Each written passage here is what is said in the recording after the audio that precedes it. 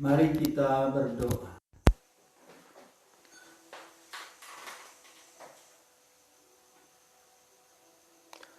Tuhan Yesus,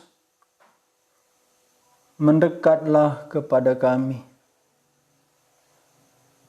karena Tuhanlah yang paling kami butuhkan.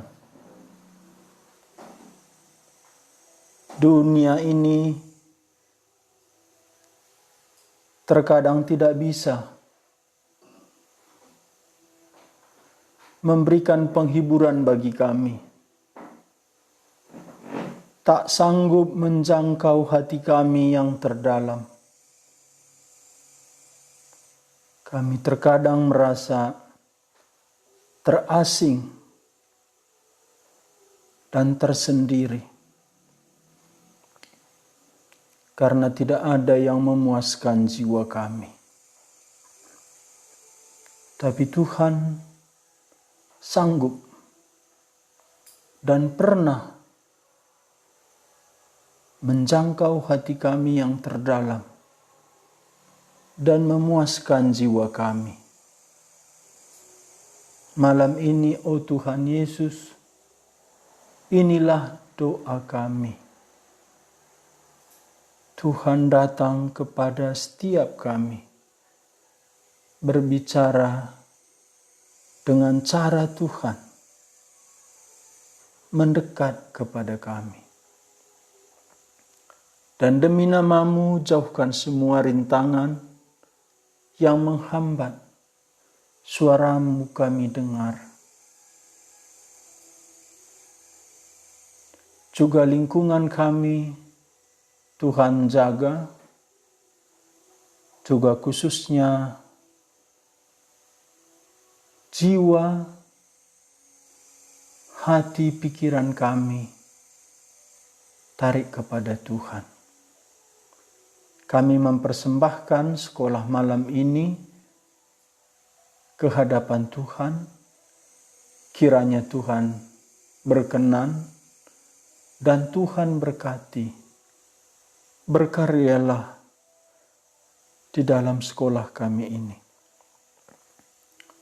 Jauhkan si iblis dan berkati setiap kami. Firman-Mu, pimpin hamba-Mu memberitakannya. Peralatan kami, Tuhan topang. Demi nama Tuhan Yesus kami bersyukur, kami berdoa. Amin. Salam, Bapak, Ibu, Saudara, kita suka mendengar firman Tuhan.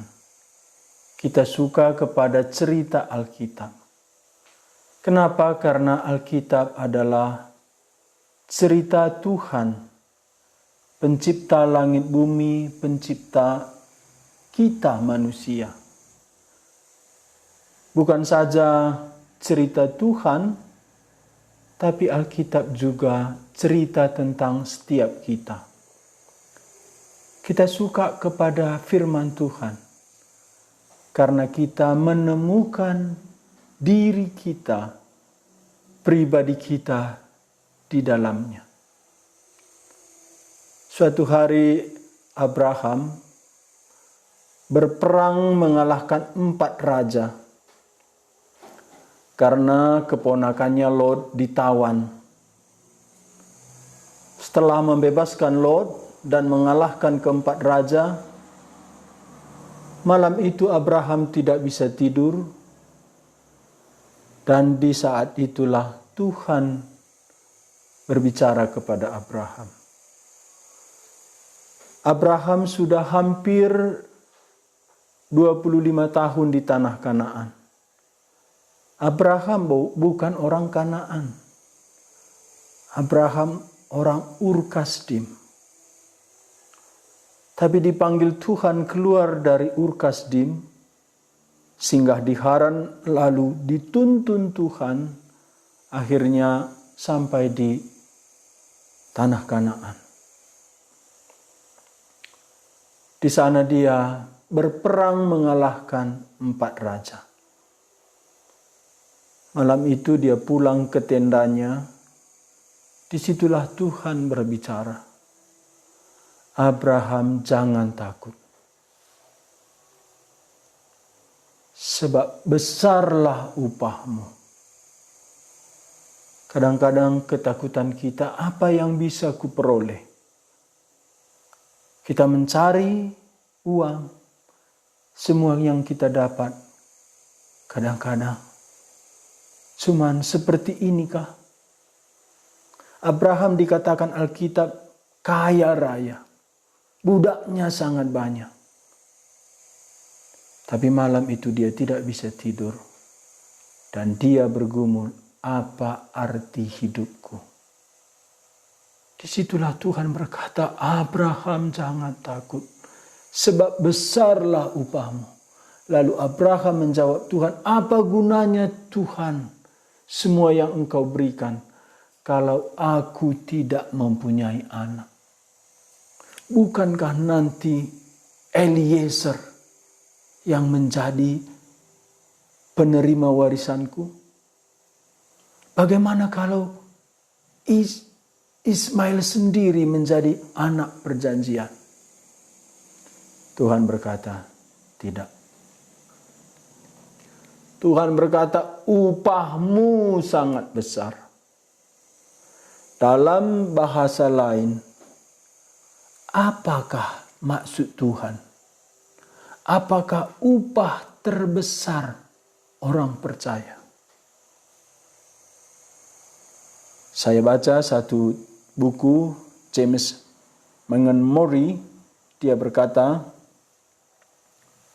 dalam bahasa Ibrani nuansanya di sini, Tuhan berkata, akulah upahmu. Tidak ada lagi upah lebih besar.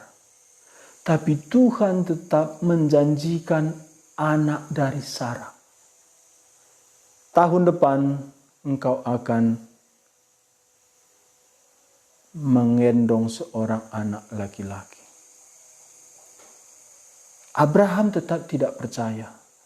Lalu Tuhan memerintahkan Abraham keluar dari tenda, lihat ke atas. Coba hitung bintang. Jikalau engkau bisa menghitung, demikianlah nanti keturunan. Disitulah Abraham percaya. Tahun depannya, betul-betul istrinya Sarah melahirkan, diberinya nama Ishak kepada anak yang dilahirkan. Karena Sarah mengandung sudah umur 89 tahun. Melahirkan umur 90 tahun. Itu lucu. Tapi hari itu hari paling berbahagia bagi Abraham. Namun setelah Ishak berumur kira-kira 14 tahun, Tuhan perintahkan Abraham, ambil anakmu Ishak, anakmu yang tunggal, yang engkau sangat kasihi, bawalah dia ke Gunung Moria, dan persembahkanlah dia sebagai korban bakaran bagiku. Oh, malam itu, malam yang paling kelam bagi Abraham. Tetapi dalam pergumulan saya, mengapa Tuhan minta Ishak? Jikalau Abraham sudah senang kepada Ishak, bahkan tidak ada lebih berharga bagi Abraham lebih dari Ishak. Tapi hari itu saya sadar waktu saya baca firman Tuhan. Inilah yang dimaksud Tuhan, upahmu sangat besar. Bukan harta upahmu, bukan Ishak. Akulah upahmu. Abraham begitu berharap kepada Ishak sehingga Tuhan minta Ishak dipersembahkan sebagai korban bakaran. habislah pengharapan Abraham. Dan hanya satu, Tuhan membangkitkan Ishak. Tapi melalui perkataan Tuhan malam itu, Abraham, upahmu sangat besar.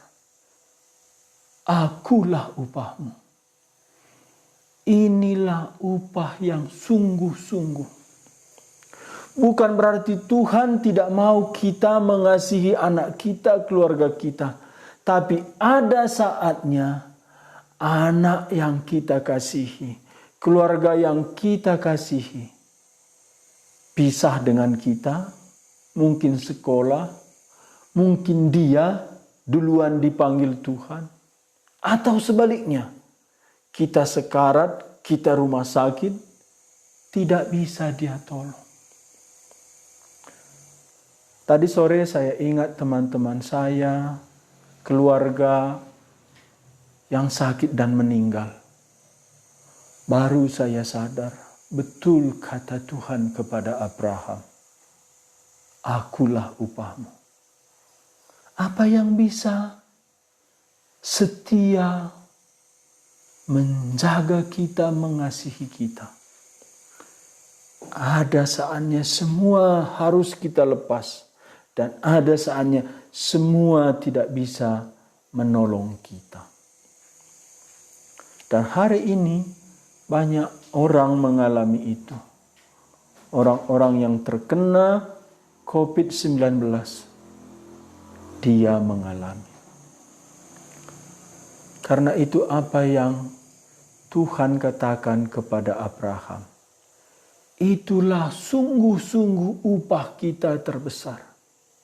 Harta rumah ladang kita, keluarga kita, walaupun kita sayang atau mereka sayang sama kita, tapi sampai titik waktunya semua itu tidak bisa menemani kita, tidak bisa menghibur hati kita, hanya Tuhan. Ada satu lagu diajarkan Pak Stephen Tong. Lagu itu sangat singkat. Siapa yang hibur hatiku? Siapa hapus air mataku? Siapa yang tanggung dosaku? Hanyalah Tuhan Yesus. Terkadang kita pikir lagu begitu biasa. Sampai waktunya betul. Tidak ada yang bisa menghibur kita. Tidak ada yang bisa menghapus air mata kita. Tidak ada yang bisa menanggung beban kita. Hanyalah Tuhan Yesus. Malam ini kita melihat Tuhan kita Yesus di Perjanjian Lama. Mengapakah ini penting? Karena Perjanjian Baru berkali-kali menuliskan Yesus ada sebelum Abraham. Bahkan Yesus ada sebelum dunia dijadikan. Kalau dia ada sebelum dunia dijadikan, apakah dia tidak hadir berperan dalam sejarah Israel Perjanjian Lama? Dalam sejarah bapa-bapa leluhur, Bapak-bapak iman. Mari kita lihat Alkitab kita. Pertama kita buka 2 Korintus pasal 3 ayat 14. Demikian kata Paulus 2 Korintus pasal 3 ayat 14. Tetapi pikiran mereka telah menjadi tumpul. Ini orang-orang Perjanjian Lama. Sebab sampai pada hari ini selubung itu masih tetap menyelubungi mereka. Jika mereka membaca Perjanjian Lama itu tanpa disingkapkan.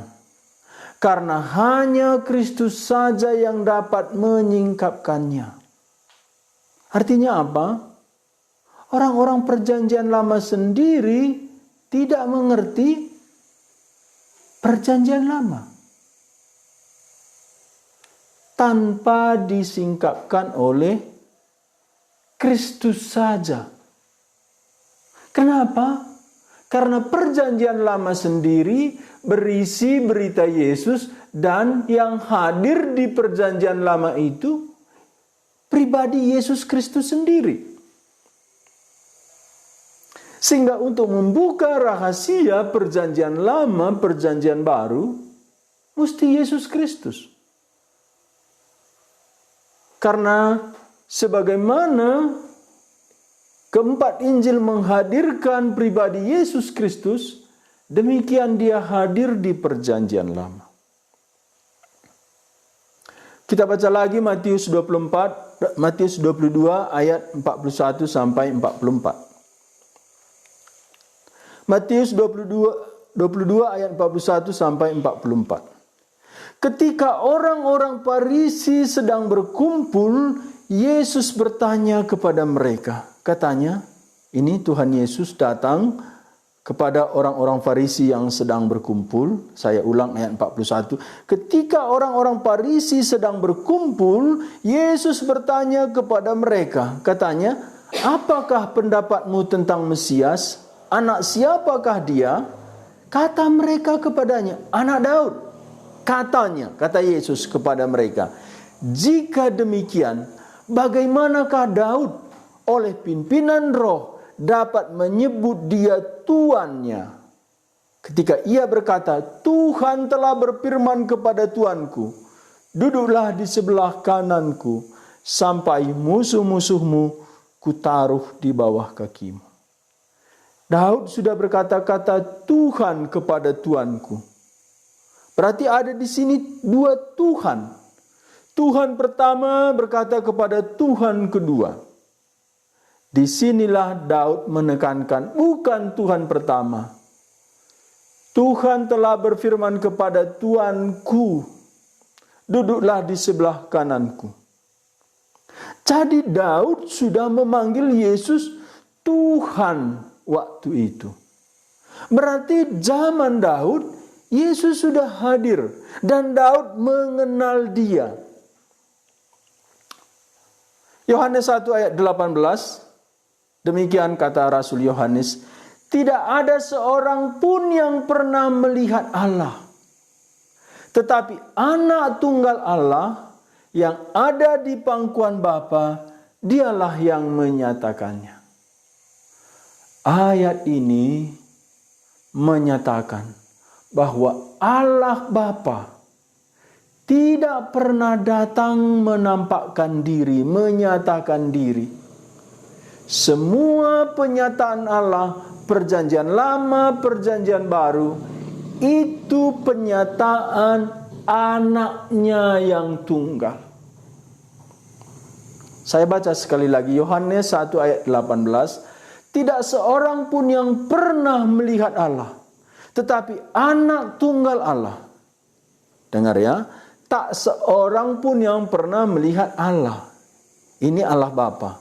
Tak seorang pun yang pernah melihat Allah. Yang dilihat Abraham bukan Allah Bapa, yang dilihat Musa bukan Allah Bapa, yang dilihat Yesaya bukan Allah Bapa. Tak seorang pun yang pernah melihat Allah, tetapi anak tunggal Allah yang ada di pangkuan Bapa, dialah yang menyatakannya. Penyataan Allah selalu di dalam pribadi kedua anaknya Yesus Kristus Tuhan kita. Baik di perjanjian baru, demikian di perjanjian lama. Kita lihat bagaimana Yesus Kristus menyatakan diri hadir di perjanjian lama. Yohanes 1 ayat 1, pada mulanya adalah firman. Firman itu bersama-sama dengan Allah. Firman itu adalah Allah. Segala sesuatu dijadikan oleh firman itu. Jadi firman Tuhan Yesus menjadikan segala sesuatu. Jadi Kejadian 1 ayat 1 sampai 3 dikatakan, pada mulanya Allah mencipta langit dan bumi. Di sini Allah Bapa, bumi belum berbentuk dan kosong. Gelap gulita menutupi samudra raya, dan roh Allah, ini roh Allah atau Roh Kudus, melayang-layang di atas permukaan air.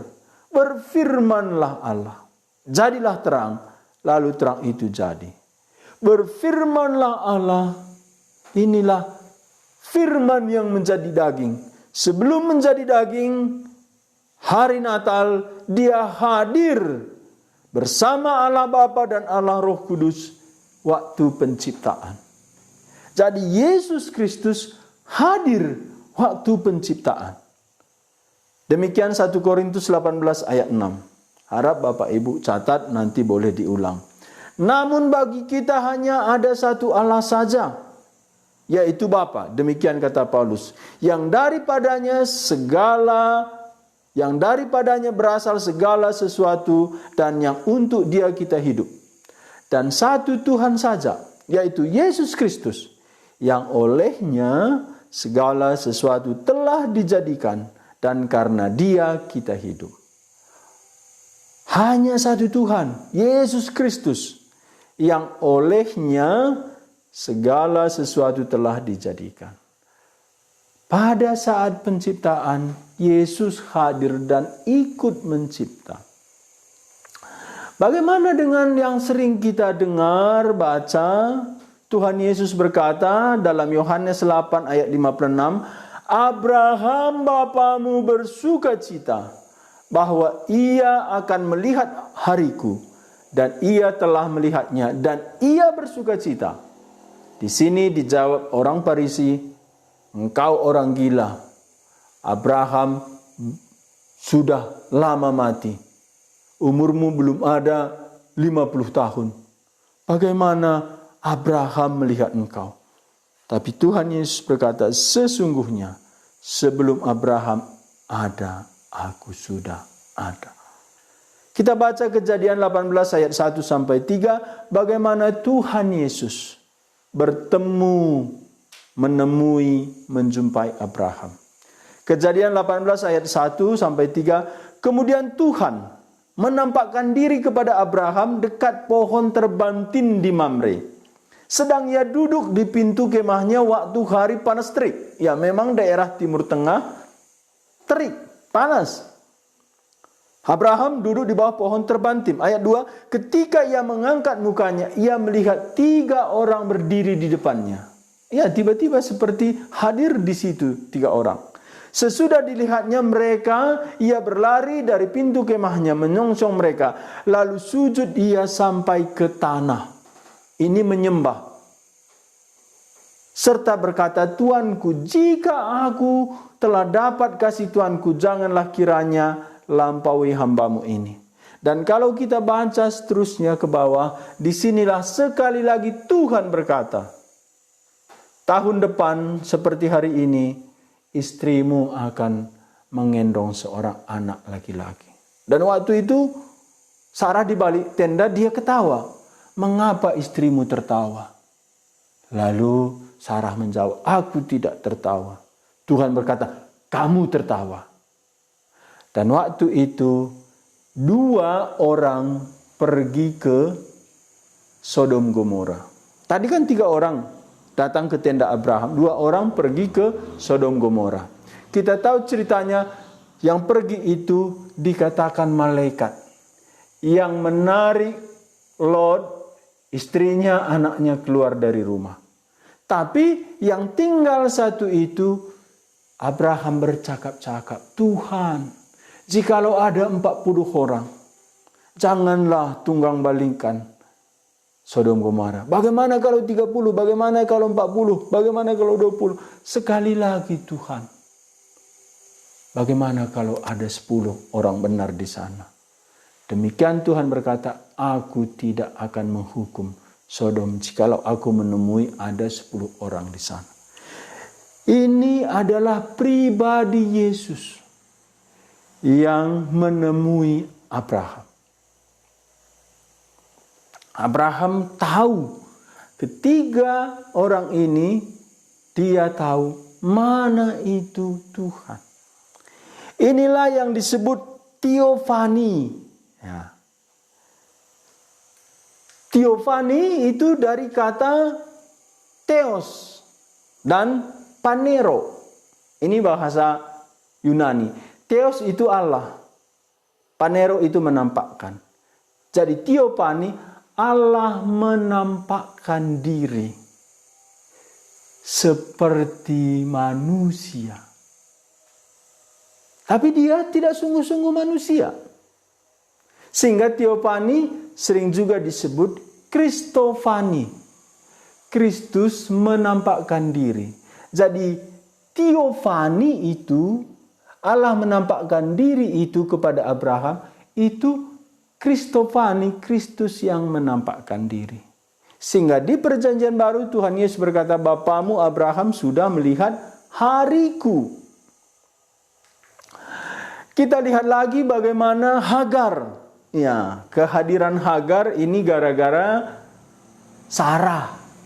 Sarai. Janji Tuhan belum digenapi, Sarai tidak sabar. Oh, dia berkata kepada Abraham, kau melihat aku sudah tua. Bagaimana kalau pembantuku saja jadi istri keduamu?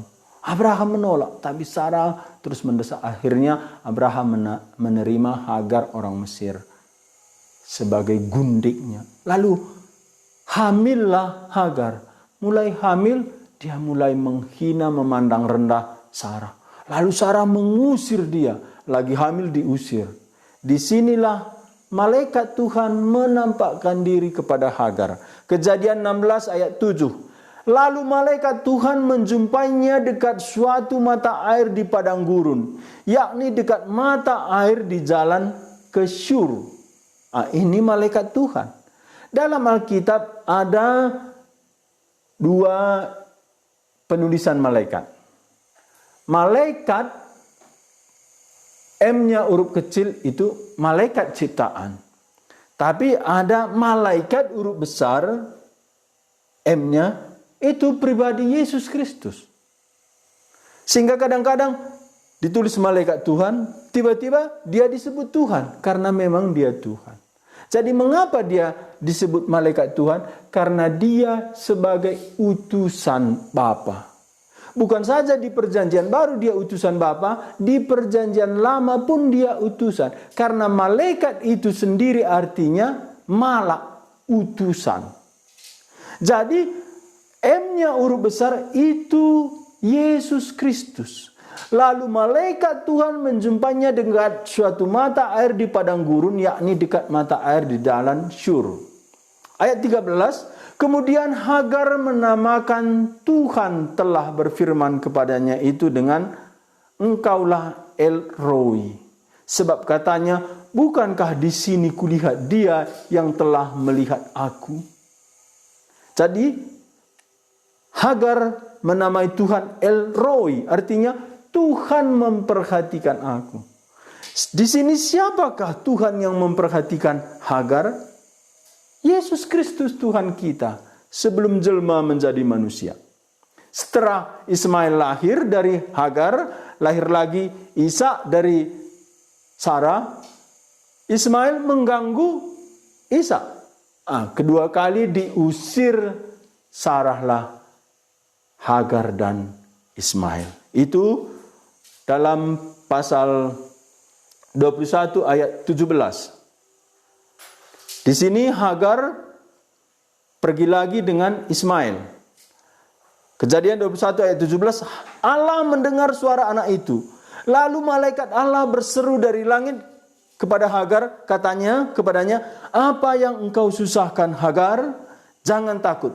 Sebab Allah telah mendengar suara anak itu dari tempat ia terbaring. Karena waktu itu di padang gurun, panas, tidak ada air, matilah anakku, kata Hagar. Tapi disitulah malaikat Allah menampakkan diri kepada Hagar. Ini pun pribadi kedua Yesus Kristus Tuhan kita. Kita dengar lagi cerita Yakub menipu abangnya Esau. Akhirnya dia harus lari. Waktu dalam pelarian dia susah, dia tersendiri. Dikatakan di Kejadian 32 ayat 28 ayat 30. Di sini malam Yakub tidur. Lalu dalam mimpi dia melihat ada tangga naik ke surga. Menjelang pagi ada orang datang. Lalu bergulatlah dia dengan orang itu sampai pagi. Dan Yakub masih peka. Ini bukan orang biasa. Ini bukan manusia biasa. Ini Tuhan.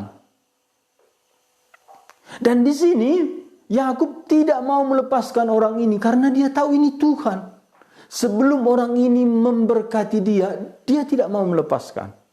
Itulah istilah dari Tuhan, engkau sudah bergulat dengan Tuhan, namun engkau menang. Ada orang-orang agama lain, masa bergulat dengan Tuhan, manusia menang, itu tolol. Sebenarnya bukan tolol. Itulah anugerah Tuhan. Anugerah Tuhan seperti kita yang bergumul mendapatkan dia. Padahal dia yang bergumul supaya kita percaya kepadanya. Disinilah Kejadian 32 ayat 28. Lalu kata orang itu, namamu tidak akan disebut lagi Yakub, tetapi Israel. Israel. Elohim. Isra itu anak atau putra Elohim. Jadi Israel putra mahkota Allah. Jadi orang percaya juga disebut Israel sejati. Kita anak-anak Allah. Disinilah nama Yakub diganti menjadi Israel, putra mahkota Allah. Sebab engkau telah bergumul melawan Allah dan manusia dan engkau menang. Di manakah di sini kemenangan Yakub? Yakub tidak mau melepas sebelum Allah memberkati dia. Dan dia bergumul dengan Allah, dia menang. Allah yang dia bergumul, itulah Yesus Kristus Tuhan kita. Bertanya Yakub ayat 29, katanya, katakanlah juga namamu. Tetapi sahutnya, mengapa engkau menanyakan namaku? Lalu diberkatinya lah Yakub di situ. Yakub menamai tempat itu Peniel, sebab katanya, aku telah melihat Allah berhadapan muka, tetapi nyawaku tertolong. Disinilah Allah kita, cipta langit bumi, dalam pribadi Yesus, bergumul dengan Yakub. Yesus Kristus juga menampakkan diri kepada Musa. Keluaran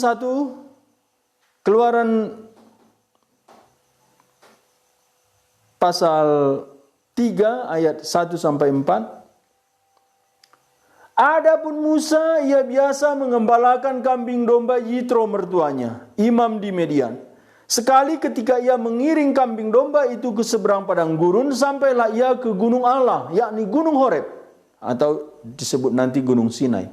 Lalu malaikat Tuhan, ini malaikat Tuhan, ayat 2, menampakkan diri kepadanya di dalam nyala api yang keluar dari semak duri. Lalu ia melihat dan tampaklah semak duri itu menyala, tetapi tidak dimakan api. Ayat 3, Musa berkata, baiklah aku menyimpang ke sana untuk memeriksa penglihatan yang hebat itu. Mengapakah tidak terbakar semak duri itu? Demikian dalam hati Musa. Ketika dilihat Tuhan. Tadi ayat 2 lalu malaikat Tuhan. Ayat 4 ketika dilihat Tuhan. Bahwa Musa menyimpang untuk memeriksanya, berserulah Allah. Di sini dari kata malaikat Tuhan ayat 2, ayat 4 menjadi Tuhan. Selanjutnya maka berserulah Allah. Jadi malaikat Tuhan, Tuhan atau Yahweh, Allah ini sama satu pribadi. Maka berserulah Allah dari semak-semak duri itu kepadanya, Musa, Musa. Dan ia menjawab, ya Allah. Musa tahu, ini Allah, Elohim. Ayat 14, firman Allah kepada Musa, aku adalah aku. Ini ketika Musa bertanya, jikalau bangsamu Israel tanya kepadaku, siapa nama yang mengutus engkau? Siapakah ku sebut namamu?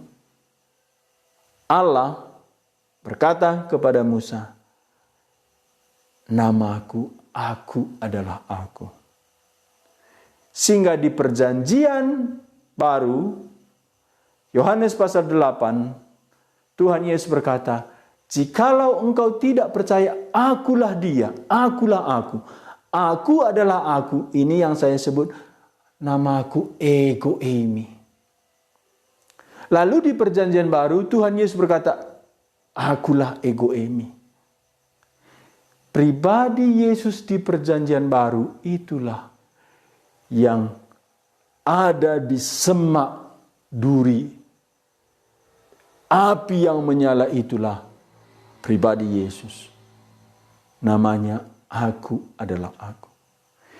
Yesus menjumpai Abraham, Yesus menjumpai Hagar, Yesus menjumpai Musa. Yesus Kristus juga hadir di tiang awan dan tiang api. Keluaran 14 ayat 19.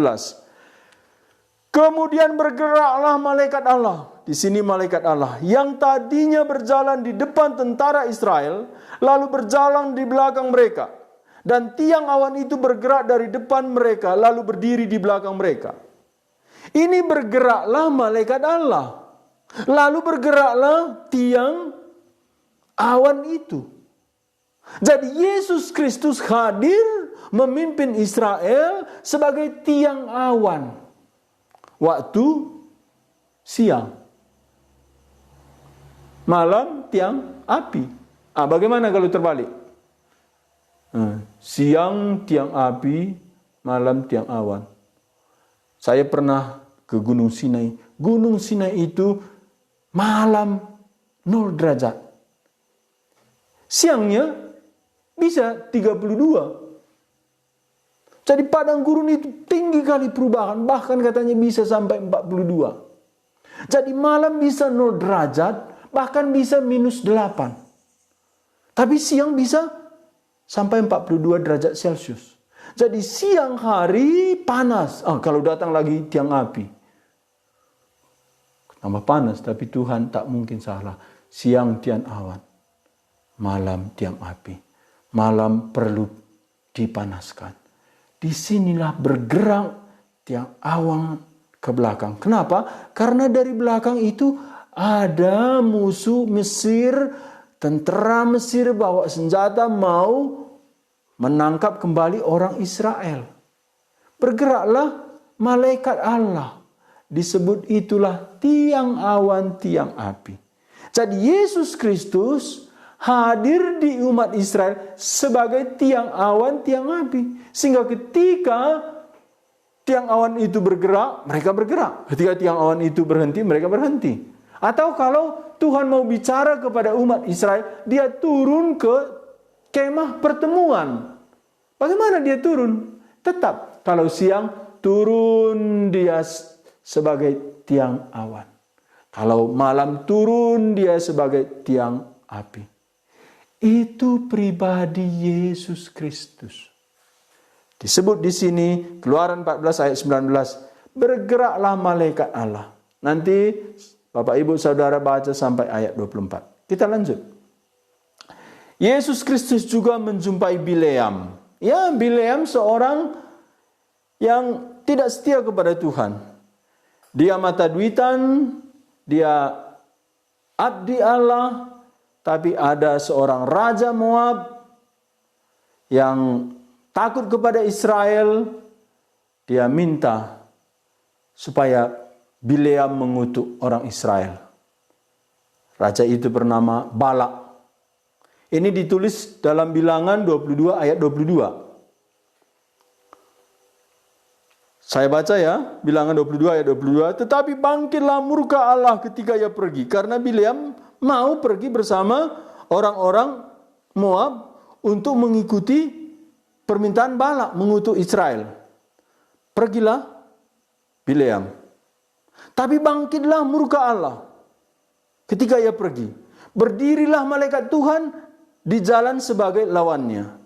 Bileam mengendarai keledainya yang betina dan 2 orang bujangnya ada bersama-sama dengan dia. Ayat 23, ketika keledai itu melihat malaikat Tuhan berdiri di jalan dengan pedang terhunus di tangannya, menyimpanglah keledai itu dari jalan dan masuk ke ladang. Maka Bileam memukul keledai itu untuk memalingkannya kembali ke jalan. 24, kemudian Pergilah malaikat Tuhan berdiri pada jalan yang sempit di antara kebun-kebun anggur dengan tembok sebelah menyebelah. Ini tidak ada lagi jalan untuk menyimpang. Sudah terjebak tembok-tembok. Disitulah berdiri malaikat Tuhan. Di sini pribadi kedua Yesus Kristus. Ayat 25, ketika keledai itu melihat malaikat Tuhan, ditekankannya lah dirinya kepada tembok, sehingga kaki Bileam terhimpit kepada tembok. Maka ia memukulnya pula. Bileam, ini kayak mana keledaiku ini? Kok nggak bisa diatur? Kaki kuda terjepit. Dia pukul lagi. Padahal di sini keledai itu sudah melihat malaikat Tuhan.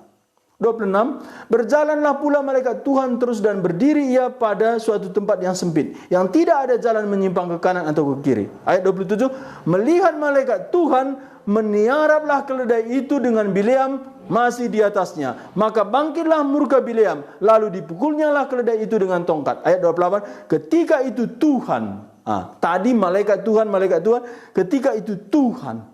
Sebenarnya malaikat Tuhan itu Yahweh sendiri. Itulah pribadi Yesus Kristus. Ayat 28, ketika Tuhan membuka mulut keledai itu, sehingga ia berkata kepada Bileam, apakah yang kau lakukan? Apakah yang kulakukan kepadamu sampai engkau memukul aku 3 kali? Iya, Tuhan membuka mulut keledai itu. Iya, bagaimana kagetnya Bileam, ya kok ngomong sekarang keledaiku, karena Tuhan membuat. Tuhan di sini pribadi kedua Yesus Kristus. Yesus Kristus juga menjumpai Yosua. Yosua 5 ayat 13. Ketika Yosua, kita tahu Yosua pengganti Musa memimpin Israel masuk tanah Kanaan. Yosua 5 ayat 13, ketika Yosua dekat ke Yeriko, ia melayangkan pandangannya. Dilihatnya lah seorang laki-laki berdiri di depannya. Ya, ini kan mau merebut kota Yeriko. Ya, yang nanti kota ini akan dikelilingi 7 kali sehari selama 7 hari. Sebelum itu, di sini Yosua memperhatikan kota Yeriko. Tetapi dekat ke kota itu, berdirilah seorang laki-laki di depannya. Saya ulang baca Yosua 5 ayat 13. Ketika Yosua dekat Yeriko, ia melayangkan pandangannya. Dilihatnya seorang laki-laki berdiri di depannya dengan pedang terhunus di tangannya. Ya, sama seperti di depan keledai Bileam. Dengan pedang terhunus di tangannya. Perhatikan ya. Yosua di sini pemimpin Israel. Yosua mendekatinya dan bertanya kepadanya, kawankah engkau atau lawan? Ya, coba kita pikirkan apa yang ada dalam pikiran Yosua. Ketika Yosua melihat seorang laki-laki berdiri di depannya dengan pedang terhunus di tangannya, artinya sudah terbuka pedang itu, Yosua mendekatinya dan bertanya kepadanya, kawankah engkau atau lawan? Kalau kita, apa yang kita pikirkan? Inilah manusia. Kawankah engkau atau lawan? Kita hanya berpikir 2 ini. Untung atau rugi. Sehat atau sakit.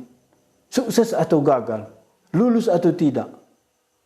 Ini semua berputar-putar pikiran kita tentang di dunia saja. Inilah kesulitan kita hari ini. Kalau bertemu dengan keluarga sehat,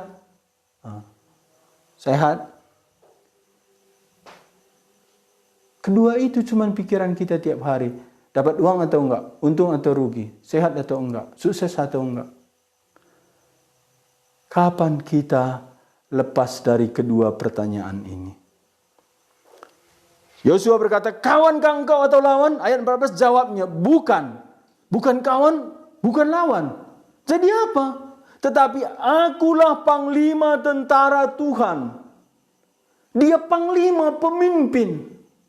Kapan kita bertanya, pemimpinku, komandanku di mana hari ini? Kita terus berjuang, untung rugi, sehat sakit, sukses tidak. Tidak ada tempat Tuhan dalam hati kita. Tapi di sini Panglima bala tentara Tuhan itu berkata, "Akulah Panglima bala tentara Tuhan. Sekarang aku datang." Lalu sujud Yosua dengan mukanya ke tanah, menyembah dan berkata kepadanya, "Apakah yang akan dikatakan Tuanku kepada hambanya ini?" Di sini langsung lunak hati Yosua. Ayat 15, dan panglima bala tentara Tuhan itu berkata kepada Yosua, "Tanggalkan kasutmu dari kakimu, sebab tempat engkau berdiri itu kudus." Wah, dan Yosua berbuat demikian. Yosua langsung taat, persis seperti pernah diucapkannya kepada senior Yosua, Musa. Musa juga mendengar kata-kata ini. "Tanggalkanlah kasutmu, sebab tanah engkau berdiri adalah kudus." Yosua juga mendengar kata-kata ini. "Apa yang harus kuperbuat?" kata Yosua. Tuhan berkata, "Tanggalkanlah kasutmu." Siapa di sini? Bala tentara Tuhan, malaikat Tuhan. Inilah Yesus Kristus, Tuhan kita, menyatakan diri. Tapi Yosua tidak sadar, walaupun dia sudah melihat Tuhan. Kenapa? Karena hatinya tidak melekat kepada Tuhan. Yang dalam hatinya itu lawan atau kawan. Kapan tempat Tuhan? Di atas lawan atau kawan ada Tuhan. Di atas untung atau rugi ada Tuhan. Di atas sukses atau gagal ada Tuhan. Tuhan pemimpin dari segala peperangan hidup kita. Sehat sakit, Tuhan pemimpin. Untung rugi, Tuhan pemimpin. Tuhan tidak dipengaruhi keadaan kita, tapi Dia memimpin keadaan kita. Inilah Yesus Kristus yang menyatakan diri kepada Yosua di dekat sungai, di dekat pinggir tembok Yerikho, mau menyeberangi sungai Yordan, menyerang kota Yerikho. Kita baca lagi Hakim-Hakim 2 ayat 1 dan 2. Ini kembali Tuhan bicara kepada umat Israel. Hakim-Hakim 2 ayat 1 dan 2. Lalu malaikat Tuhan pergi dari Gilgal ke Bokim dan berfirman. Ini malaikat Tuhan pergi. Berfirman, "Telah kutuntun kamu." Malaikat Tuhan, "Telah kutuntun kamu." Jelas dalam Alkitab kita, ku di sini kannya huruf besar. Kutuntun kamu keluar dari Mesir. Jadi yang menuntun orang Israel keluar dari Mesir, malaikat Tuhan.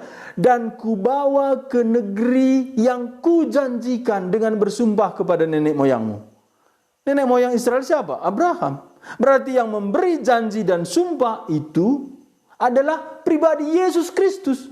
Dan sumpah itu disahkan dengan diperintahkannya Abraham mengambil lembu, dibelah tubuh lembu itu menjadi dua. Dan sumpah waktu itu orang yang bersumpah berjalan di antara kedua belahan lembu itu. Demikian waktu itu Tuhan berjalan di antara belahan lembu itu. Dan Tuhan tidak mengizinkan Abraham berjalan. Karena apa? Karena sumpah siapa yang melanggar akan dihukum mati.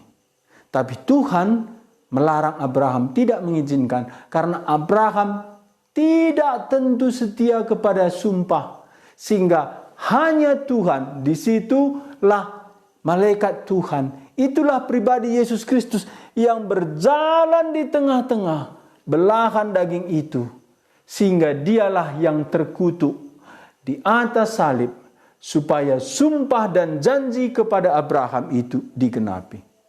Jadi setiap janji kepada Abraham itu bukan dari Allah Bapa, itu dari pribadi Allah kedua. Dia yang berjanji. Ada dua yang tidak bisa berubah dalam janji Tuhan, yaitu janji dan sumpah Tuhan. Dan dalam Ibrani dikatakan, janji dan sumpah Tuhan itu ditanggung Yesus Kristus. Janji dan sumpah Tuhan, Abraham menjadi bapa segala bangsa. Dan dia menjanjikan itu dari Ishak. Tapi Ishak diminta Tuhan untuk dikorbankan. Tapi Ishak dicegat Tuhan untuk dikorbankan. Sehingga untuk menggenapkan janji Tuhan dan sumpah Tuhan, itu digenapkan malaikat Tuhan. Itulah pribadi Yesus Kristus. Sehingga di atas salib Allah Bapa tidak menggagalkan pedang itu. Yesus jadi disalib supaya genaplah janji Tuhan kepada Abraham. Karena Yesus Kristus Tuhan kita lah yang memberikan janji itu. Sekali lagi Hakim-Hakim 2 ayat 1 dan 2. Lalu malaikat Tuhan pergi ke Gilgal, ke Bokeum dan berfirman, telah kutuntun kamu keluar dari Mesir dan kubawa ke negeri yang kujanjikan dengan sumpah kepada nenek moyangmu. Aku telah berfirman, aku tidak akan membatalkan perjanjianku dengan kamu untuk selama-lamanya. Ayat 2, tetapi janganlah kamu mengikat perjanjian dengan penduduk negeri ini. Mezbah mereka harus kamu robohkan, tetapi kamu tidak mendengarkan firman-Ku. Mengapakah kamu perbuat demikian? Ini malaikat Tuhan. Aku yang menuntun engkau dari Mesir. Aku yang memberikan janji kepada nenek moyangmu. Ini pribadi Yesus Kristus. Begitu banyak dalam Alkitab, Perjanjian Lama, kehadiran pribadi Tuhan kita Yesus. Tapi waktu kita tidak cukup, kita akan selesai di sini, kita akan baca satu lagi. Hakim-Hakim pasal 13. Ayat 17 sampai 22. Ini Manoah.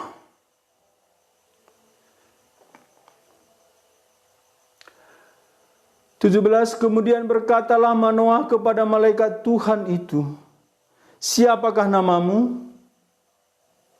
Sebab apabila terjadi yang kau katakan itu, maka kami hendak memuliakan engkau. Tetapi jawab malaikat itu kepadanya, mengapa engkau juga menanyakan namaku?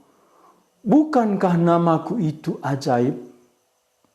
Ayat 19, sesudah itu Manoah mengambil seekor anak kambing dan korban sajian, lalu mempersembahkannya kepada Tuhan. Tadi jawab malaikat Tuhan, ayat 18. Ayat 19, Manoah mempersembahkan sajian itu kepada Tuhan di atas batu. Lalu diperbuatnya keajaiban, sementara Manoah dan istrinya memandanginya. Sedang nyala api itu naik ke langit dari mezbah. Maka naiklah malaikat Tuhan dalam nyala api mezbah itu. Ketika Manoah dan istrinya melihat itu, sujudlah mereka dengan mukanya sampai ke tanah. Sejak itu malaikat Tuhan tidak menampakkan diri kepada Manoah dan istrinya. Maka taulah Manoah bahwa dia itu malaikat Tuhan. Siapa itu Manoah? Ya, papanya Simson. Berkatalah Manoah kepada istrinya, kita pasti mati. Sebab kita telah melihat Allah. Melihat Allah. Siapa itu? Malaikat Tuhan. Malaikat Tuhan itulah pribadi kedua dari Allah Tritunggal. Itulah Tuhan kita Yesus Kristus. Yang sementara menyatakan diri, nampak seperti malaikat, kadang-kadang nampak seperti manusia, kadang-kadang nampak seperti tiang api, kadang-kadang nampak seperti tiang awan, kadang-kadang nampak seperti api. Dia hadir dengan berbagai cara. Tapi di perjanjian baru, dia hadir dengan seutuhnya, memakai darah dan daging seperti kita. Dan dia tidak berdosa. Itulah yang dipakukan di atas salib. Perjanjian lama dia hanya menyatakan diri. Sementara-sementara. Tidak lama. Tidak seperti kita. Dia hanya kelihatan seperti manusia, tapi dia hadir di tengah-tengah umatnya. Apalagi hari ini, dia sudah betul-betul berdarah berdaging, mati mengganti kita. Masakan dia tidak peduli kepada kita? Dan Paulus berkata, jikalau ketika kita berdosa pun Kristus mati bagi kita. Roma 5 ayat 8. Apalagi setelah kita menjadi anak-anak Allah, masakan dia tidak memperhatikan kita?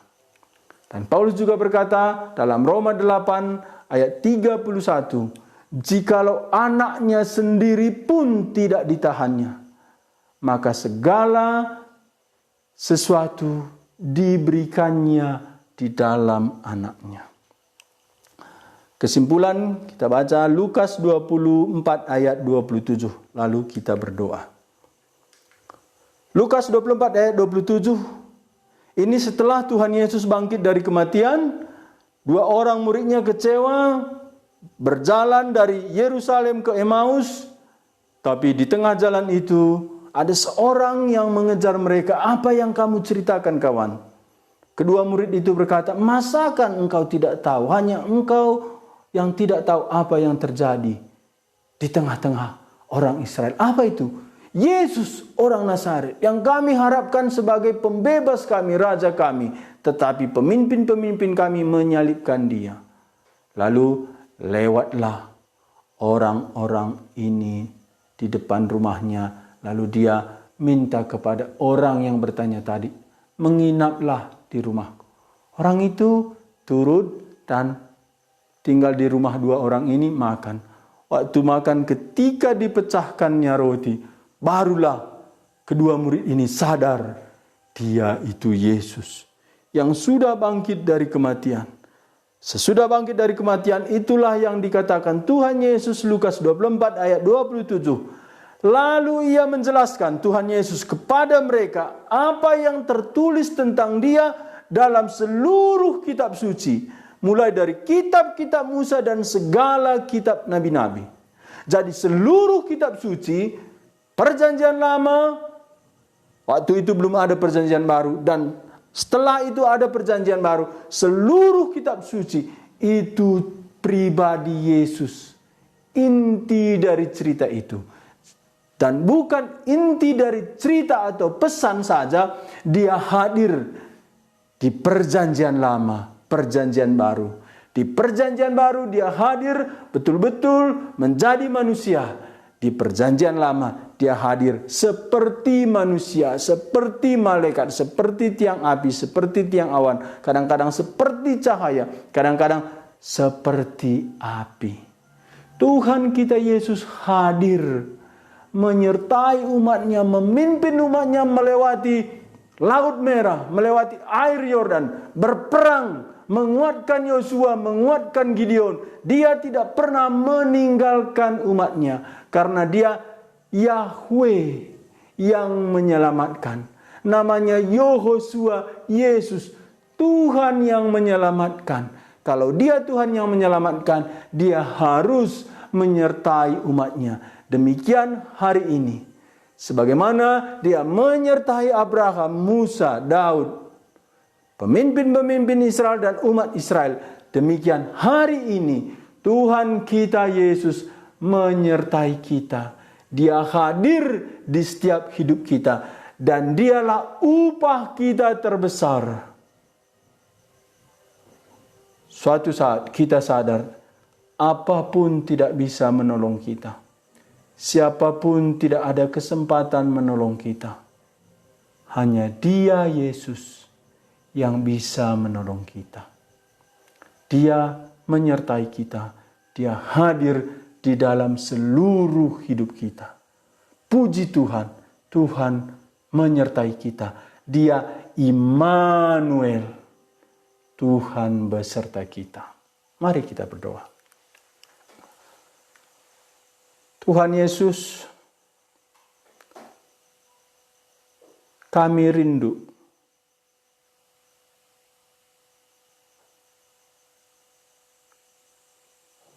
penyertaan Tuhan.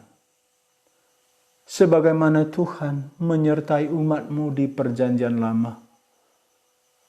Dalam iman kami beriman, Tuhan lebih menyertai kami di perjanjian baru. Tapi terkadang kami tidak sadar dan tidak tahu Tuhan menyertai kami. Biarlah setelah kami mendengar firman-Mu ini, Tuhan nyatakan Tuhan menyertai kami. Di dalam semua pergumulan kami melihat Engkau berbicara kepada Abraham. Ketika anak yang ditunggu-tunggu belum datang. Demikian Engkau menyatakan diri kepada Hagar ketika dia merasa dibuang. Tuhan juga menyatakan diri kepada umat Tuhan Israel ketika ada musuh menyerang. Tuhan juga menyatakan diri kepada Yosua. Tuhanlah panglima pemimpin kami. Sadarkan kami supaya kami mengingat Tuhan. Seringkali kami seperti Yosua hanya mengingat kawan atau musuh. Hanya berpikir secara manusia. Tapi lupa kami ada Tuhan yang memimpin kami. Yang walaupun kami lupa Tuhan hadir. Seperti Yosua, dia lupa Tuhan. Tapi Tuhan tidak melupakan dia. Demikian kami hari ini. Tak pernah Tuhan lupakan dan Tuhan setia menemani kami. Kami menyembah Engkau Yesus Tuhan kami yang hadir bersama kami. Berkatilah kami, nyatakan terus pribadi-Mu kepada kami.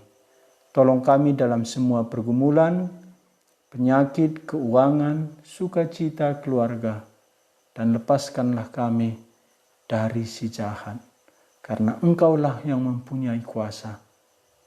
Dan kami berdoa, berkatilah sekolah malam kami ini. Jikalau minggu ini kami selesai malam ini, kami lanjutkan Senin kembali kelas kami. Tuhan juga memberkati. Juga Tuhan berkati orang-orang yang mendengar firman-Mu. Biarlah mereka tidak kekurangan suatu apapun. Terima kasih Tuhan Yesus, dalam nama-Mu kami berdoa. Amin. Ya. Terima kasih untuk kita semua. Tuhan memberkati kita. Sibacikam bahasa Karo, pagi Sabtu Berengi, lid kita renungan Alkitab malam bahasa Karo. Katakan man keluargata si baci bahasa Karo, gelabaci begina, tole kata dibata. Sampai di sini pertemuan kita. Sampai bertemu Senin malam pukul 20.00. Tuhan Yesus memberkati. Dadah. Ya, amin.